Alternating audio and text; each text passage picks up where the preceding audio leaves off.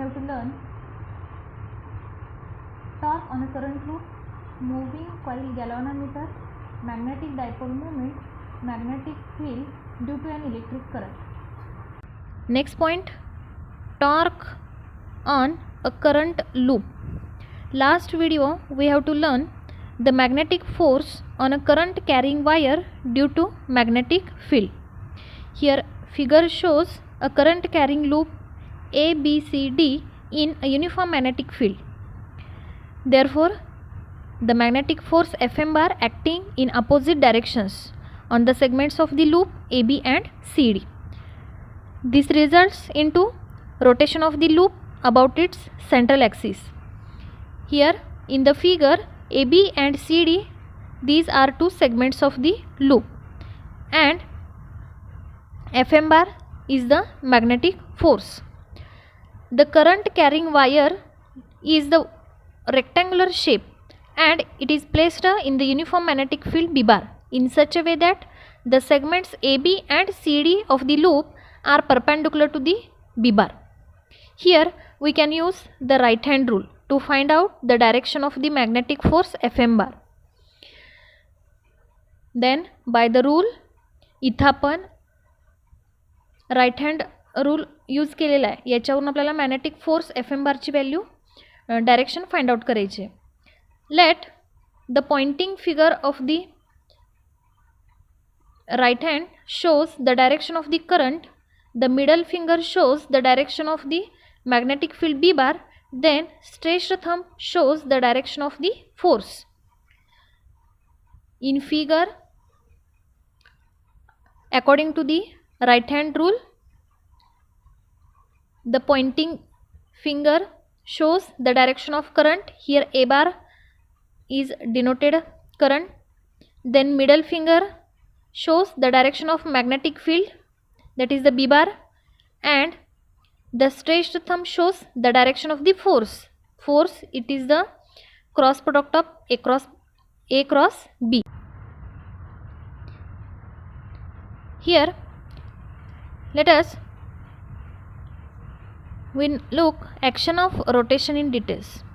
Consider figure given here, that is the loop ABCD placed in the uniform magnetic field, and second figure, that is figure B. It is the side view of the loop ABCD at an angle theta. Here figure shows the rectangular loop ABCD placed in a uniform magnetic field B bar such that the sides AB and CD are perpendicular to the magnetic field B bar, but the sides BC and DA are not perpendicular to each other. Now we can calculate the net force and the net torque on the loop from figure A and B. Let us obtain the forces on all sides of the loop. The force F4 bar on the side 4, that is BC, is given by the formula F4 bar is equal to I L2 B sin 90 minus theta. Suppose this equation number first. The force F2 bar on the side 2, that is DA, will be equal and opposite to F4 bar, and both act along the same line. Thus F2 bar and F4 bar will cancel out to each other.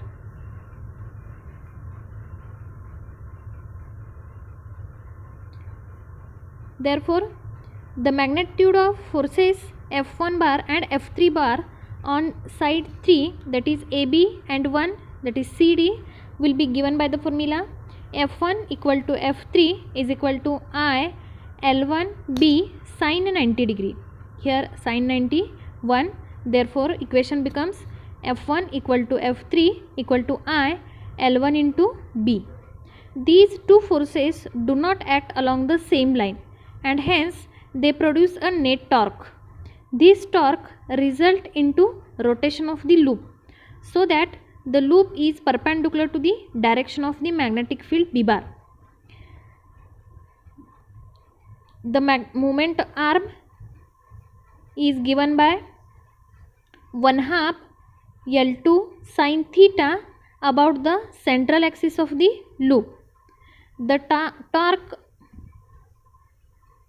tau due to the forces F1 bar and F3 bar will be given by the formula tau is equal to I L1B 1/2 L2 into sin theta plus I L1B 1/2 L2 into sin theta. Adding these two terms, we have to get tau is equal to I L1 L2 B sin theta. Suppose equation number 2.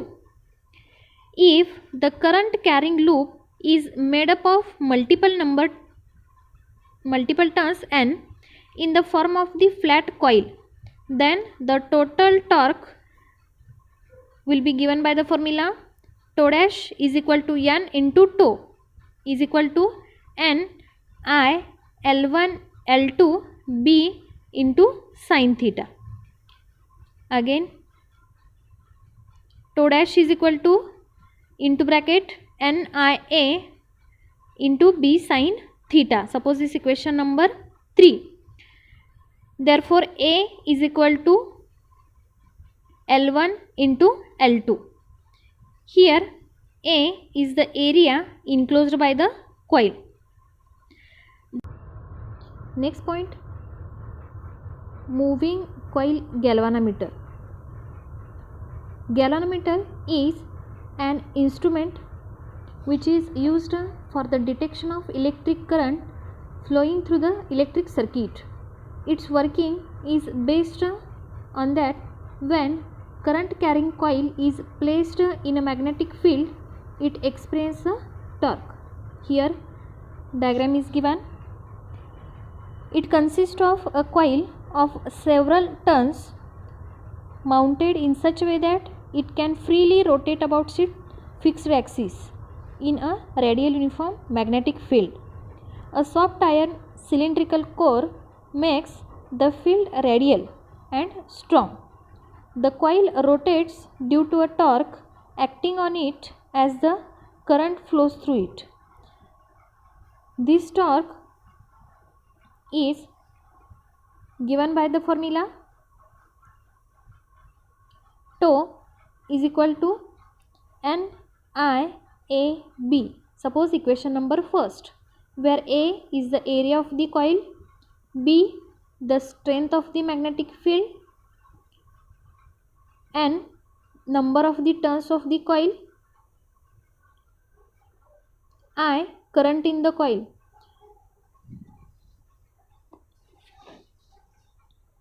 Here sin theta is equal to 1 as the field is radial, that is the plane of the coil will always be parallel to the magnetic field B bar. This counter torque balances the magnetic torque so that fixed steady current I in the coil produces a steady angular deflection phi. Larger the current is, larger is the deflection and larger is the torque due to the spring. If the deflection phi, then the restoring torque due to the spring is equal to K into phi, where K is the torsional constant of the spring. Therefore, K into phi is equal to NIAB, and deflection phi is equal to NAB divided by K into I. Suppose equation number 2. Here the deflection phi is directly proportional to the current I. Value of N, A, B and K, these all are constant terms, so that deflection phi is directly proportional to the current. Next point, magnetic dipole moment. The current carrying coil can be described with a vector mu bar, its magnetic dipole moment. If n cap is a unit vector normal to the plane of the coil, the direction of mu bar is the direction of the n cap. Here the magnitude of mu bar is given by the formula mu bar is equal to NIA. Suppose this equation number 3, where N is the number of the turns of the coil, and I, that is the current passing through the coil, and A is the area enclosed by the each turn of the coil. If coil is in uniform magnetic field B bar, the torque responsible for the rotation of the coil, then above equation will be from equation first, tau is equal to mu B sin theta. Suppose equation number 4, where theta is the angle between mu bar and B bar. Therefore, tau bar is equal to mu bar cross B bar. Suppose equation number 5. The torque on an electric dipole exerted by an electric field E bar is given by the formula tau bar is equal to P bar cross E bar. Suppose equation number 6. Here P bar is the electric dipole moment. Next point, magnetic potential energy of a dipole. A magnetic dipole freely suspended in a magnetic field possesses magnetic potential energy because of its orientation in the field. Electric potential energy is associated with an electric dipole on account of its orientation in an electric field. The potential energy U of an electric dipole P bar in an electric field E bar is given by the formula U is equal to minus P bar dot E bar. Suppose equation number 7. Similarly, the magnetic potential energy of a magnetic dipole mu bar in a magnetic field B bar is given by the formula U is equal to minus mu bar dot B bar. Equation number 8. Therefore, U is equal to minus mu B cos theta. Equation number 9, where theta is the angle between mu bar and B bar. Equation number 8 मध्ये आपण dot product use केलेला आहे, U dot B, that is UB cos theta. There are two cases. Case first, if theta is equal to 0 degree, therefore U is equal to minus mu B cos 0 degree, cos 0 1, therefore U is equal to minus mu into B. This is the minimum potential energy of a magnetic dipole in a magnetic field, that is when mu bar and B bar are parallel to each other. Case second, if theta is equal to 180 degree, therefore U is equal to minus mu B cos 180 degree. As we know, cos 180, that is minus 1, minus minus gets plus, therefore U is equal to mu into B. This is the maximum potential energy of a magnetic dipole in a magnetic field, that is when mu bar and B bar are anti-parallel to each other.